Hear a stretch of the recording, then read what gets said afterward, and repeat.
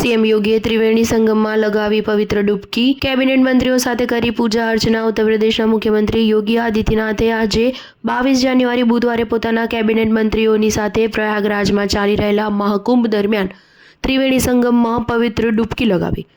UP सरकारના મંત્રીઓનો Ganga સ્નાનનો video પણ સામે આવ્યો છે। ઉત્તર પ્રદેશના મુખ્યમંત્રી યોગી આદિત્યનાથે પ્રયાગરાજમાં મહાકુંભ 2025માં એક વિશેષ કેબિનેટ બેઠકની અધ્યક્ષતા કરી। यूपीના નાયબ મુખ્યમંત્રી કેશવ પ્રસાદ મૌર્યએ કહ્યું કે અહીં આજે કેબિનેટની બેઠક થઈ છે જેમાં મહત્વપૂર્ણ નિર્ણય લેવામાં આવ્યા છે।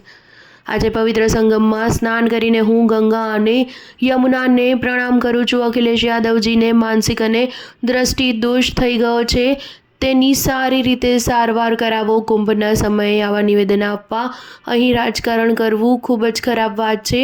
હું પ્રાર્થના કરીશ કે ભગવાન તેમને સદબુદ્ધિ આપે। ઉત્તર પ્રદેશના મુખ્યમંત્રી યોગી આદિત્યનાથની સાથે નાયબ મુખ્યમંત્રી કેશવ પ્રસાદ મૌર્ય, બ્રજેશ પાઠક અને અન્ય કેબિનેટ મંત્રીઓને પ્રયાગરાજમાં ચાલી રહેલા મહાકુંભ દરમિયાન ત્રિવેણી સંગમ પર પૂજા અર્ચના કરી। સ્ટાર ન્યૂઝ 7 હંમેશા સચ્ચાઈની સાથે।